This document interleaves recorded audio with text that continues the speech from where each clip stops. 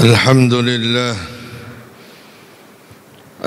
لله الذي بعبده أسرى أشهد أن لا إله إلا الله وحده لا شريك له شهادة تدخلنا جنة المأوى وأشهد أن سيدنا ونبينا محمدا عبده ورسوله صاحب المقام الأعلى اللهم فصل وسلم وبارك وكرم على سيدنا محمد وعلى آله وأصحابه ومن تبعهم بإحسان من يومنا هذا إلى يوم تبعث الموتى أما بعد فيا أيها الناس أوصيكم ونفسي بتقوى الله وقد فاز المتقون واعلموا أن الله تبارك وتعالى يقول في محكم تنزيله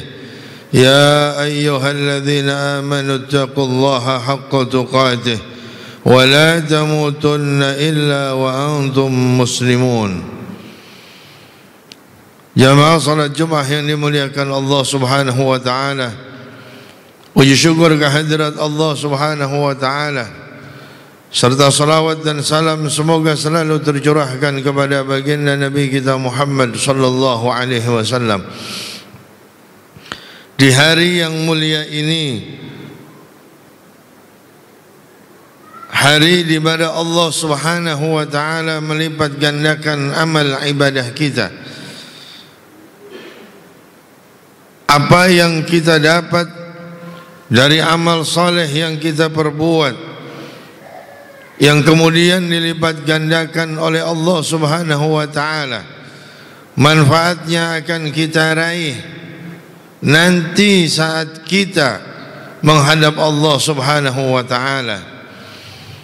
Karena Allah Subhanahu wa taala tidak akan memberikan ganjaran sepenuhnya kepada orang-orang yang beriman, percaya kepada Allah. Allah akan memberikan ganjaran penuh nanti di hari akhir. Di dunia ini tidak akan Allah Subhanahu wa taala berikan ganjaran penuh untuk orang-orang yang beriman. Maka itu Allah Subhanahu wa taala menegaskannya di dalam Al-Quran, kullu nafsin dha'iqatul maut wa innama tuwaffawna ujurakum yawmal qiyamah.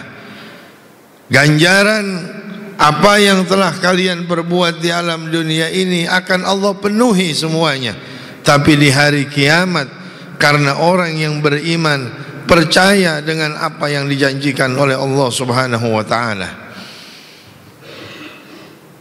Di dalam peristiwa Isra wal Mi'raj, Nabi sallallahu alaihi wasallam setelah mendapatkan ujian yang begitu berat dengan meninggalnya istri tercinta beliau,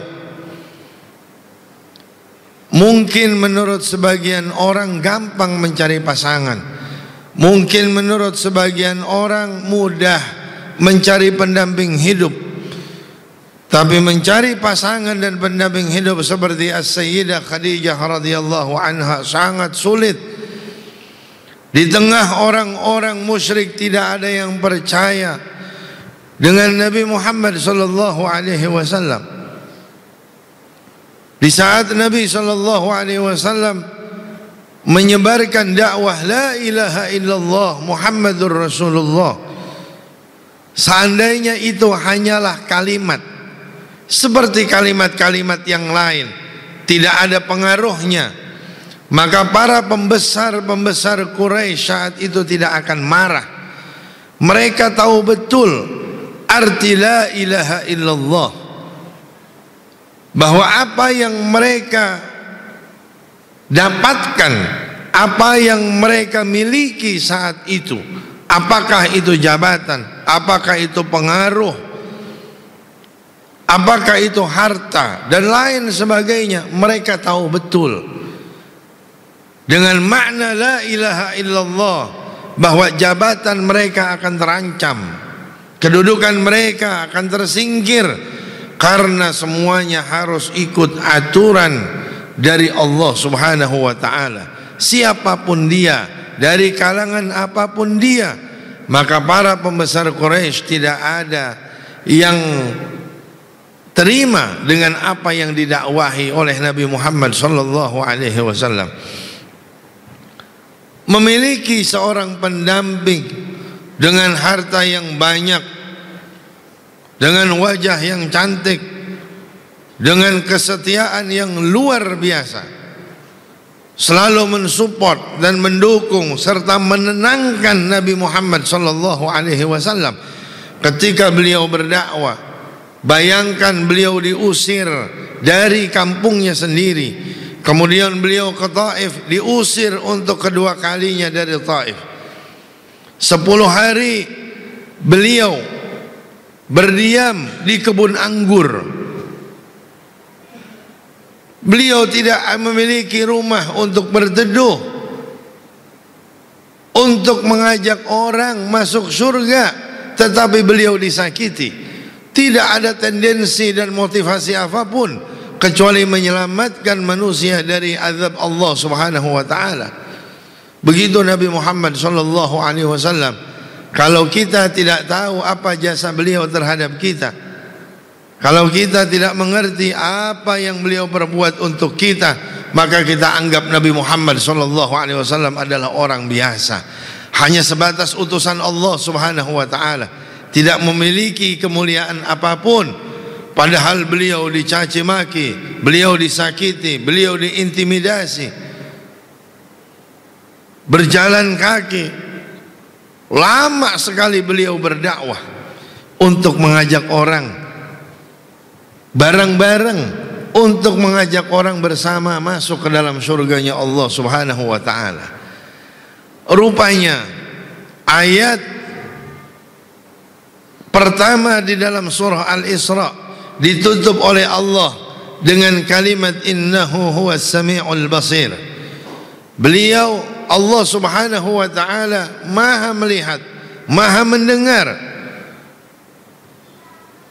Sebenarnya ini adalah pembuka untuk kita memahami apa yang sebenarnya terjadi, bahwa Allah Subhanahu wa taala melihatmu wahai Muhammad. Allah Subhanahu wa taala mendengarmu wahai Muhammad. Ketika engkau diintimidasi, ketika kau diusir, ketika kau disakiti dan kau diembargo, tidak bisa melakukan transaksi apapun, ketika semua pintu bumi sudah ditutup oleh manusia, kau tidak bisa lagi berinteraksi, kau tidak bisa lagi bersosialisasi. Ketika semua pintu itu sudah ditutup, maka aku adalah pencipta langit dan bumi yang akan membukakan pintu langit untukmu wahai Muhammad. Maka dari itu Allah Subhanahu wa taala menegaskan dengan kalimat subhana. Allah Maha mendengar, Allah Maha melihat. Maka aku sudah mendengar dan melihat apa yang mereka perlakukan kepadamu, maka aku bukakan pintu langit untukmu. Jangan pernah takut selama kamu masih menjadi hamba Allah Subhanahu wa taala. Begitu Allah membuka dengan kalimat subhana. Banyak sekali di dalam Al-Quran Allah katakan dengan kalimat yang lain, dengan akar kata yang sama. Sabbihisma rabbikal a'la, atau yusabbihu lillah ma fis samawati wa ma fil ard, atau sabbaha lillahi ma fis samawati wal ma fil ard. Akan tetapi di dalam surah ini Allah membuka dengan kalimat subhana, tidak dengan kata kerja, bahwa ini tidak terkait dengan waktu. Manusia akan menempuh perjalanan dengan sepeda, perjalanan yang jauh, waktunya pun lebih jauh. Perjalanan yang jauh ditempuh oleh motor akan lebih ringan waktunya dengan ditempuhnya memakai sepeda. Begitu seterusnya jika dia memakai mobil, jika dia memakai pesawat, maka jarak yang ditempuh walaupun sama, tapi waktunya akan berkurang. Ini adalah Allah Subhanahu wa ta'ala yang bisa melakukan apapun yang Ia kehendaki. Bahwa Allah Subhanahu wa ta'ala memulai dengan kalimat subhana. Jangan pernah kalian berpikir sesuatu yang menurut akal pikiran kalian tidak bisa, bahwa Allah Subhanahu wa ta'ala akan menceritakan kepada kita jauh dari apa yang bisa kita pikirkan. Kemudian Allah katakan bi'abdihi, lantaran peringkat manusia yang tertinggi ketika dia sudah menjadi seorang hamba yang baik untuk majikannya. Kita saat ini mengaku hamba Allah, tapi Allah belum mengakui kita hambanya. Seorang hamba tidak akan pernah melaksanakan kecuali perintah majikannya. Seorang hamba tidak akan pernah meninggalkan kecuali apa yang dilarang oleh majikannya. Saat ini kita kaum muslimin, jika kita mengaku bahwa Allah Subhanahu wa ta'ala adalah Tuhan kita, majikan kita, kita adalah hambanya, berapa banyak perintahnya yang tidak kita dengar, berapa banyak perintahnya yang tidak kita laksanakan, berapa banyak larangannya yang kita kerjakan, dan berapa banyak hal-hal yang tidak disukai Allah sering kali kita lakukan. Kita sebenarnya belum menjadi hamba Allah Subhanahu wa ta'ala. Kita menjadi hamba siapa? Kita masih menjadi hamba yang kita turuti saat ini. Apakah itu nafsu kita, ataukah itu dunia, ataukah itu yang lain? Nabi SAW ketika dipanggil oleh Allah Subhanahu wa ta'ala untuk Isra wal Mi'raj, dengan berbagai macam kesulitan yang pernah ada, kesulitan terbesar sehingga tahun itu disebut dengan tahun kesedihan atau amul huzn. Tapi di saat yang sama beliau riang gembira setelah kejadian Isra wal Mi'raj. Beliau senang dibawa oleh Allah Subhanahu wa ta'ala melihat ciptaan-ciptaan Allah yang begitu indah, bahwa Allah Subhanahu wa ta'ala ingin memberikan isyarat kepada kita bahwa apapun yang kita hadapi di dalam kehidupan ini, seberat apapun yang kita hadapi, tentu jauh di bawah apa yang pernah dirasakan oleh Nabi Muhammad SAW. Akan tetapi kesedihan ataupun ujian yang menimpa kita apabila kita mengikuti Mi'raj, apabila kita ikut salat, apabila kita sujud kepada Allah Subhanahu wa ta'ala, maka semua itu akan dibereskan oleh Allah Subhanahu wa ta'ala. Semua akan dimudahkan oleh Allah Subhanahu wa ta'ala. Akan tetapi di saat kita melaksanakannya, setanlah yang mengganggu kita untuk tidak sujud kepada Allah. Setan yang mengganggu kita untuk tidak mengadukan urusan kita kepada Allah. Syaitan yang mengganggu kita untuk tidak melaporkan masalah kita kepada Allah. Syaitan ingin menjauhkan kita dari Allah Subhanahu wa ta'ala. Justru syaitan tidak ingin masalah kita selesai. Justru syaitan menginginkan kita stres. Justru syaitan menginginkan kita gila. Justru syaitan menginginkan kita masuk ke dalam api nerakanya Allah Subhanahu wa ta'ala. Ketika kita akan melaksanakan salat, begitu beratnya digoda oleh syaitan agar kita tidak melaporkan masalah kita kepada Allah Subhanahu wa ta'ala. Padahal tatkala kita mi'raj, tatkala kita salat, apa yang telah Allah Subhanahu wa ta'ala perintahkan kepada kita, justru Allah Subhanahu wa ta'ala akan mencurahkan kasih sayangnya. Tapi syaitan meyakinkan kepada diri kita bahwa apa yang akan kita adukan kepada Allah tidak akan diberi oleh Allah Subhanahu wa taala. Apa yang akan kita bicarakan kepada Allah, kita ungkapkan kepada Allah, tidak akan diberi dan tidak mungkin akan diwujudkan oleh Allah Subhanahu wa taala. Salat 5 waktu yang memang Allah sudah tahu akan menjadi 5 waktu. Kenapa harus melalui proses 50 waktu? Kenapa harus Nabi Muhammad SAW bolak-balik untuk bernegosiasi kepada Allah Subhanahu wa taala, padahal Allah yang Maha tahu sudah tahu bahwa salat itu akan jadi 5 waktu.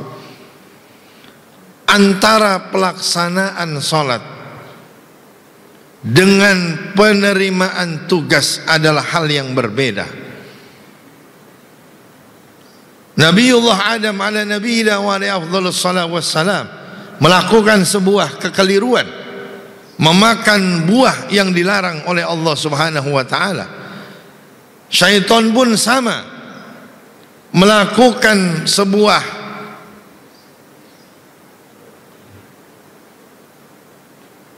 apa yang disebut dengan pembangkangan kepada Allah Subhanahu wa taala. Tidak mau sujud kepada Nabiullah Adam ala nabiyina wa alaihi afdhalus salatu wassalam. Itu pun sama, sebuah kekeliruan. Namun kekeliruan Nabi Adam kemudian oleh Nabi Adam alaihi salam, beliau mengakui kesalahannya seraya berkata, Rabbana zalamna anfusana wa illam taghfir lana wa tarhamna lanakunanna minal khasirin. Akan tetapi syaitan, dia tidak mengatakan hal itu. Bahkan dia mengatakan, ana khairun minhu khalaqtani min nar wa khalaqtahu min tin. Saya lebih baik dari Adam. Kau ciptakan aku dari api dan kau ciptakan dia dari tanah.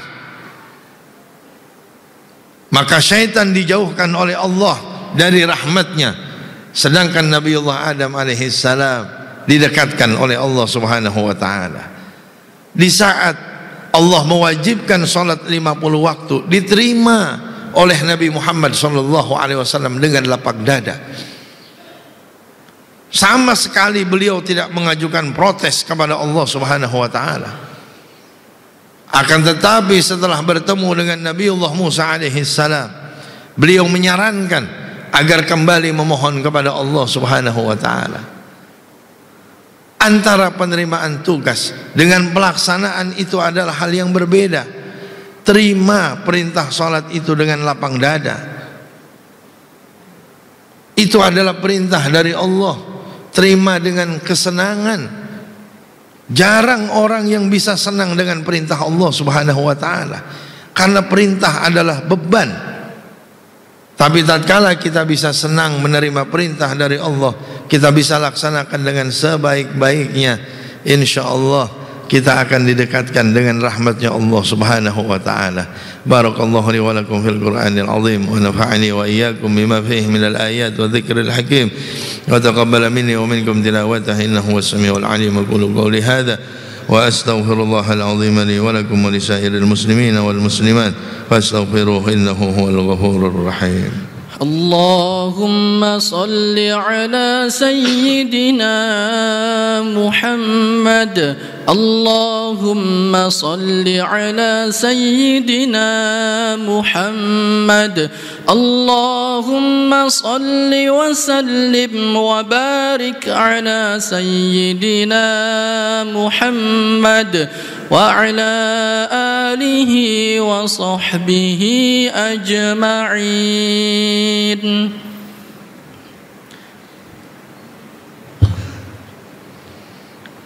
الحمد لله حمدا كثيرا كما أمر. أشهد أن لا إله إلا الله وحده لا شريك له إرغاما لمن جهل به وكفر. وأشهد أن سيدنا ونبينا محمدا عبده ورسوله أفضل الخلائق والبشر.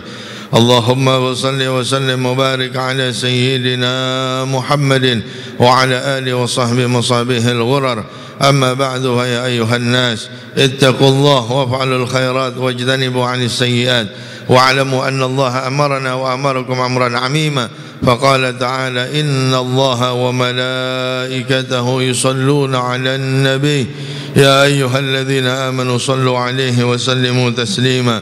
اللهم صل وسلم وبارك على سيدنا محمد وعلى آله وصحبه أجمعين، وعلى التابعين وعلى تابع التابعين ومن تبعهم بإحسان إلى يوم الدين، وعلينا ما هم بهم برحمتك يا أرحم الراحمين. اللهم اغفر لنا والمسلمين والمسلمات والمؤمنين والمؤمنات الأحياء منهم والأموات. اللهم انصرنا والمسلمين، وعافنا والمسلمين، والتف بنا والمسلمين، واقنا وإياهم جميعا شر مصائب الدنيا والدين. اللهم انصرنا وانصر إخواننا في فلسطين، اللهم انصرنا وانصر إخواننا في فلسطين وفي أنحاء العالم برحمتك يا أرحم الراحمين. ربنا آتنا في الدنيا حسنة وفي الآخرة حسنة وقنا عذاب النار. عباد الله، إن الله يأمر بالعدل والإحسان وإيتاء ذي القربى وينهى عن الفحشاء والمنكر والبغي يعظكم لعلكم تذكرون. فاذكروا الله العظيم يذكركم، واشكروا على نعمه يزدكم، واسألوا من فضله يعطيكم، ولذكر الله أكبر. أقم الصلاة. الله أكبر.